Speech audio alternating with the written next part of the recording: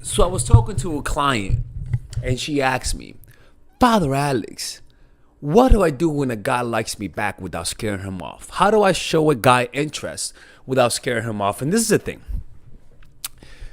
A lot of the times, most people don't like us for us. Most people like us for some other reason that has nothing to do with us. You see, every person out there, you represent something to them.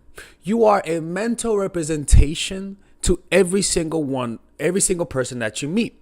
So a lot of the times when somebody doesn't like you back, as long as you're not the one that messes it up because of your neediness, a lot of the times, a lot of people's behavior has nothing to do with you.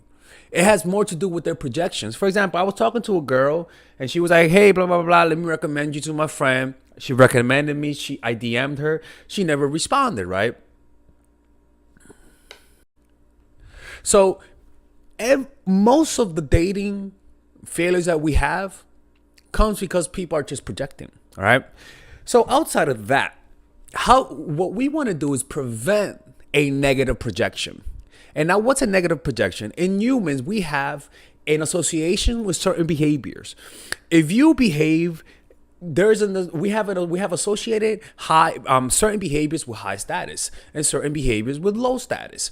Remember, like I said yesterday, most of us didn't develop language. Humans didn't develop language up until a few 100,000 years ago. So how were you able to tell who was the highest valued person in the group? By their body language. The self is always coming through, right?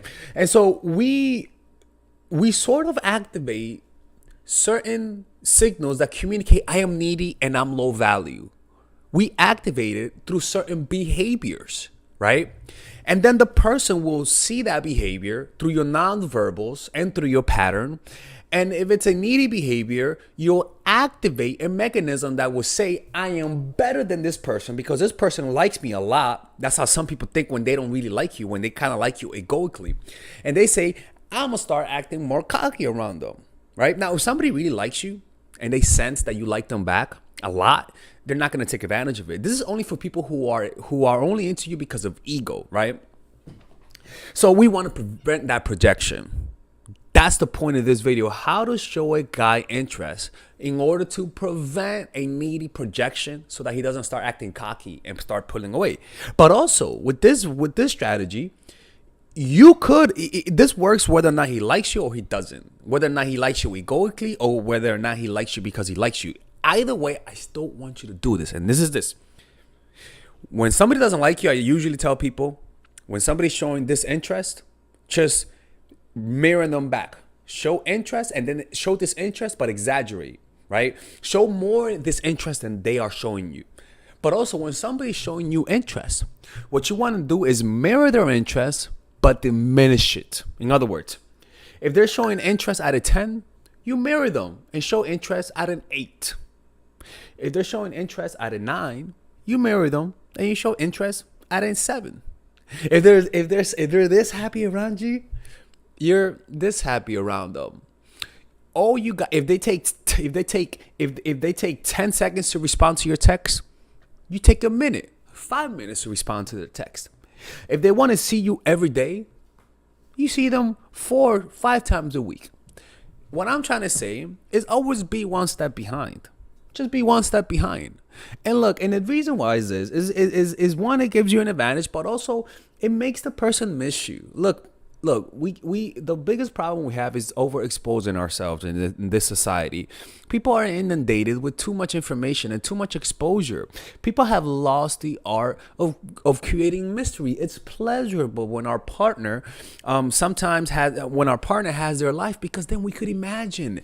We want them more. We want to give them that experience. You become boring when you walk around with your heart in your sleeve. And also, this just helps you to prevent manipulation. This is so that you don't look like a fool when somebody plays you. You see what I'm trying to say? And the reason why I want you to do that is so that you don't just act out of emotion. Always, because this is the thing, is that a lot of, and this is just the truth, man. I mean, it's not the truth all the time, but a lot of people just want to take advantage of you, right? So it's kind of like, if the guy really likes you and you're doing this, he's just going to complain to you. He's gonna complain as to why, you don't show interest if he's a healthy guy. And then when what you do is that you show interest, right? I mean, that tells you that he's kind of like the right guy for you.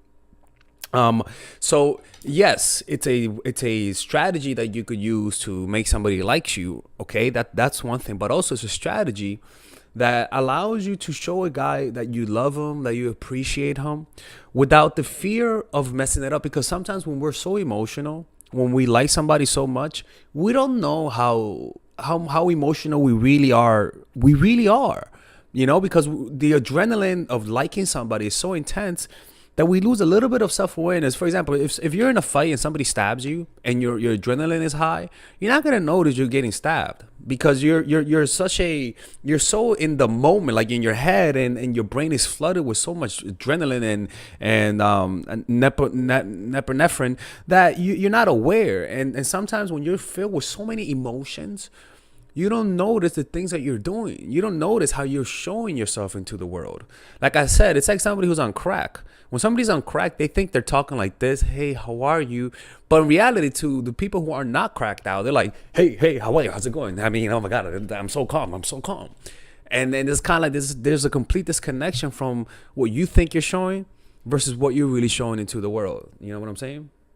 So mirror and diminish when somebody shows you interest. But when somebody that doesn't show you interest, you mirror and exaggerate, if that makes any sense. All right, ladies and gentlemen, if you guys ever want to learn how to use your feminine energy to influence people, learn how to use your masculine energy to become more assertive, and also learn how to blend both energies to improve your dating life, your spiritual life, honestly, your relationship life, your family life, your career life, this is the course for you. If I had to make a course for my nieces, I have two nieces. One is 19, and one is 15.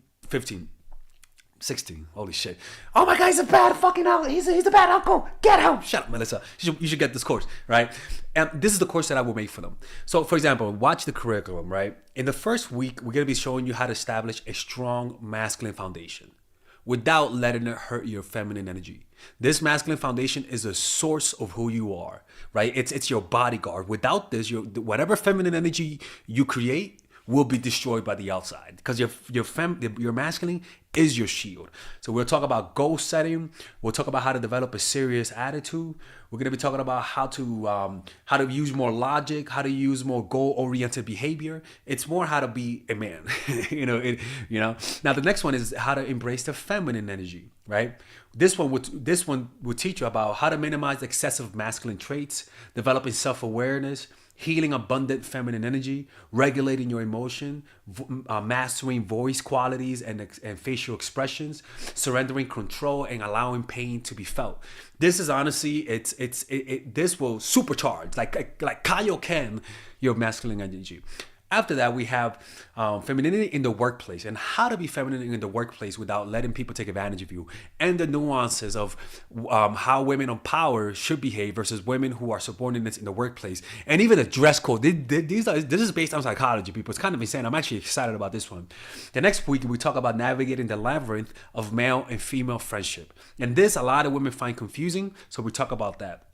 And how to identify envious friends, how to identify the good friends, how to keep male friends, and how to keep female friends. Week 5, we talk about how to release the burden of the past and stop and destroy mental projections. This is actually really powerful. And then week 6, we talk about how to increase your observational power so that you can read people better. And we have a bunch of bonuses. The course starts at $99, and you guys can pre-order the course today at $69 before it goes out. If you're watching this, most likely I'm in the meditation retreat, so most likely I will be praying for all of you guys. And just click on the description down below of the video. Right there, you'll see it, and you can pre-order that course. It's gonna be out by the end of next month or the beginning of February of March. One of the two, people, because I have a 10-day retreat to do, and I want to finish the course after the retreat, because I think the ideas are gonna be so much better. All right, man. I'll see you guys later. Pre-order, man. Oh, I'm closing the channel.